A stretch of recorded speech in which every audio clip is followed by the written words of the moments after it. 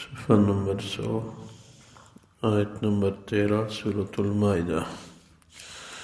اعوذ باللہ من الشیطان الرجیم، بسم اللہ الرحمن الرحیم۔ فبما نقضهم ميثاقهم لعناهم وجعلنا قلوبهم قاسية يحرفون الكلم عن مواضعه ونسوا حظا مما ذكروا به الی آخرہ۔ اللہ تبارک و تعالی فرماتے ہیں فبما نقضهم میثاقهم لعناهم، بنی اسرائیل کے لوگوں نے جب اپنا وعدہ توڑ دیا تو ہم نے ان پہ لعنت کی۔ وجعلنا قلوبهم قاسیہ، ہم نے ان کے دلوں کو سخت کر دیا۔ یحرفون الکلم عن مواضعہ، تو وہ آسمانی کتاب کے الفاظ کو تبدیل کرنے لگے۔ وَنَسُوا حَظًّا مِّمَّا ذُكِّرُوا بِهِ، اور ان کو جو نصیحتیں کی گئی تھی ان کا اکثر حصہ بھول گئے، یعنی اس پہ عمل چھوڑ دیا۔ وَلَا تَزَالُ تَطَّلِعُ عَلَى خَائِنَةٍ مِّنْهُمْ إِلَّا قَلِيلًا مِّنْهُمْ، اور ہمیشہ آپ کو آئے دن ان کی خیانت کی اطلاع آتی رہے گی، مگر تھوڑے سے ان میں نیک رہے۔ فَاعْفُ عَنْهُمْ وَاصْفَحْ، ان کو معاف کرو اور ان سے یک طرف رہ۔ ان اللہ یحب المحسنین، واقعی اللہ تبارک و تعالی نیکی کرنے والوں کو پسند فرماتے ہیں۔ وَمِنَ الَّذِينَ قَالُوا إِنَّا نَصَارَىٰ أَخَذْنَا مِيثَاقَهُمْ فَنَسُوا حَظًّا مِّمَّا ذُكِّرُوا بِهِ،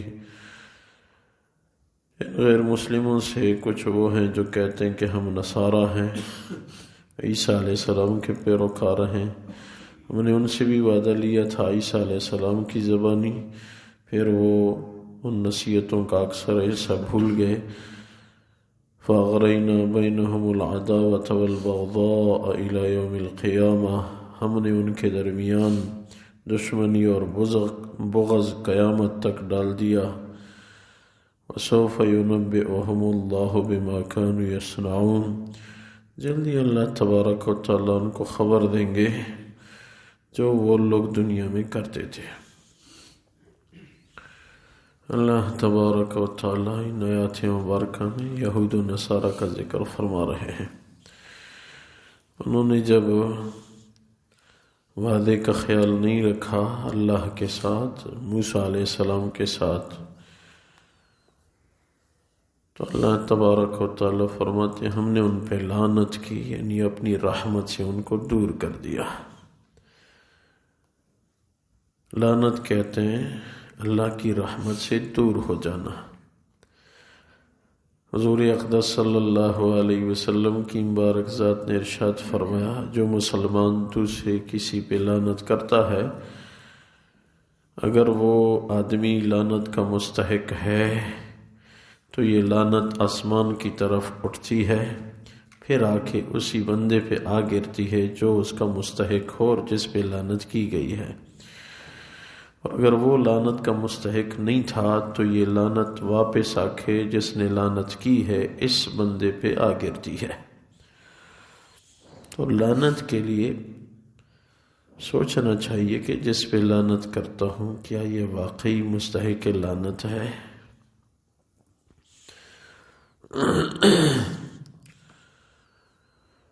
یہود و نصارہ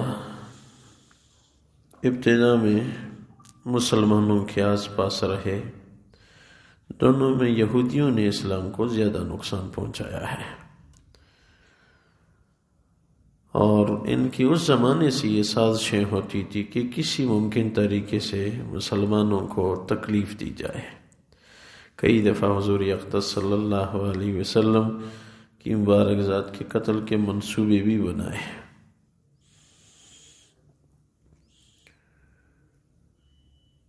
اللہ تبارک و تعالی نے مسلمانوں کو ان کے شرور سے محفوظ رکھا، اور مسلمانوں میں بجائے یہودیوں کی ایمان لانے کے جن میں سے بہت کم مسلمان ہوئے، ارد گرد اطراف سے لوگ آئے اور اسلام میں داخل ہوئے۔ ابو ہریرہ رضی اللہ تعالیٰ عنہ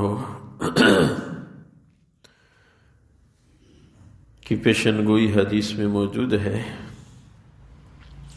یہودی اس زمانے سے مسلمانوں کے خلاف تدبیریں کر رہے ہیں،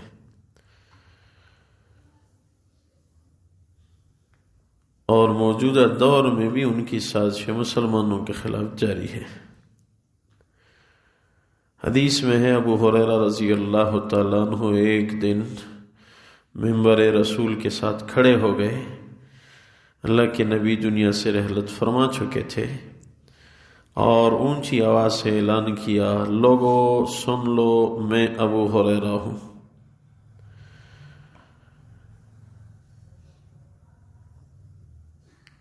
سب سے زیادہ تعریف کی مستحق وہ ذات ہے جس نے ابو ہریرہ کو اسلام کی دولت سے نوازا۔ ہر تعریف اس ذات کے لیے ہے جس نے ابو ہریرہ رضی اللہ تعالیٰ عنہ کو قرآن سکھایا۔ ہر تعریف اس ذات کے لیے ہے جس نے ابو ہریرہ کو محمد صلی اللہ علیہ وسلم جیسی ہستی کے قریب رکھا۔ ہر تعریف اس ذات کے لیے ہے جس نے محمد صلی اللہ علیہ وسلم سے مجھے احادیث سیکھنے کی توفیق دی، اور ہر تعریف اس ذات کے لیے ہے جس نے میرا رشتہ بنت غزوان سے کرایا۔ غزوان وہ لوگ تھے جن کے ساتھ میں مزدوری کرتا تھا، مجھے سواری دیتے تھے، میں فقیر تھا، مسکین تھا۔ اب وہ دور آ گیا کہ میں ان کو سواریاں دیتا رہتا ہوں۔ پھر فرمایا کہ دراصل میں ایک خاص بات کہنا چاہتا ہوں، جو لوگ حاضر ہیں وہ ذہن میں رکھیں۔ اے لوگوں سن لو، اللہ کے رسول صلی اللہ علیہ وسلم نے فرمایا تھا کہ ایک دور ایسا آ جائے گا کہ عربوں میں ایک فتنہ واقع ہو جائے گا، وہ فتنہ عربوں کی ہلاکت کا ذریعہ بنے گا۔ وہ فتنہ یہ فرمایا اللہ کے رسول نے کہ نئے عمر کے جوان حکمران بنیں گے عربوں پہ، اور لوگوں پہ ظالمانہ حکمرانی کریں گے۔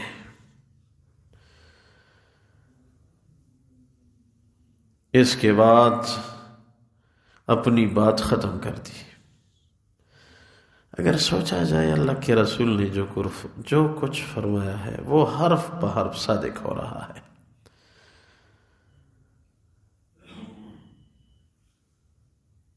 وہ حرف بحرف صادق ہے، کیونکہ صحابہ کرام تو جو اللہ کے نبی سے سنتے تھے تو اگر اس پہ عمل کا موقع آ گیا تو عمل کرتے تھے، اگر عمل کا موقع نہیں ہوتا تھا تو آنے والے لوگوں تک بات پھر نقل کرتے تھے۔ اگر عمل کا موقع ان کی زندگی میں آتا تو صحابہ مقابلے پہ آتے۔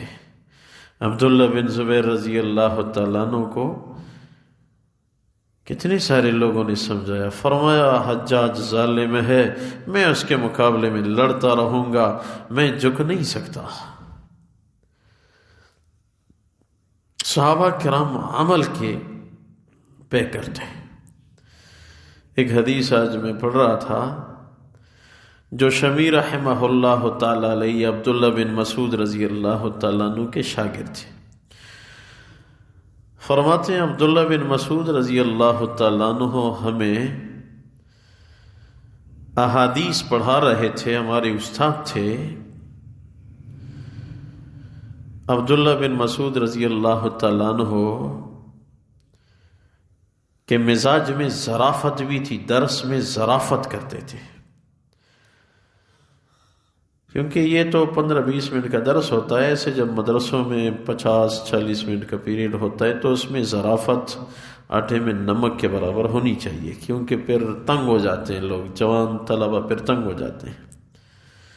وہ فرماتے ہیں کہ مزاج میں مدرس کے لیے، ٹیچر کے لیے مزاج میں آٹے میں نمک کے برابر ظرافت بھی رکھیں، ظرافت بالکل نہیں تو پھر ٹھوس سبق جوانوں کا ذہن نہیں لیتا.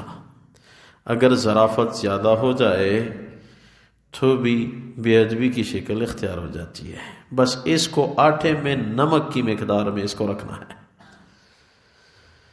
تو عبداللہ بن مسعود رضی اللہ تعالیٰ عنہ درس دے رہے تھے. جو شمی رحمہ اللہ تعالیٰ علیہ فرماتے ہیں سامنے دیوار پہ سانپ گزر رہا تھا، فوراً اٹھے اور لاٹھی لی اور سانپ کو مار مار کے قتل کر دیا. پھر فرمایا تمہیں خیال ہوگا کہ ہم تو درس میں مشغول تھے، وہ سانپ تو بہت دور تھا، اس طرف رخ بھی نہیں تھا، ہمارے استاد اٹھے اور سانپ کو مار دیا، یہ کیوں؟ میں نے اللہ کے رسول سے سنا تھا، اس نے فرمایا تھا کہ جو سانپ کو دیکھے اس کو مار ڈالے. یہ ایسے اس نے کیا جیسے ایک واجب القتل مشرک کو اس نے قتل کیا. میں اس لیے عرض کر رہا تھا کہ صحابہ کرام جس حدیث کا موقع پاتے فوری اس پہ عمل کرتے تھے. یہ میرے نبی نے فرمایا ہے، اب ایسے ہوگا، میرے نبی کا فرمانا ہے، بس اس کو میں نہیں چھوڑ سکتا. وہ اللہ اور اس کے رسول کی بات کے سامنے کسی بات کو بھی، ہر بات کو نظر انداز کرتے تھے. اللہ تبارک و تعالی یہود و نصارہ کا تذکرہ فرما رہے ہیں.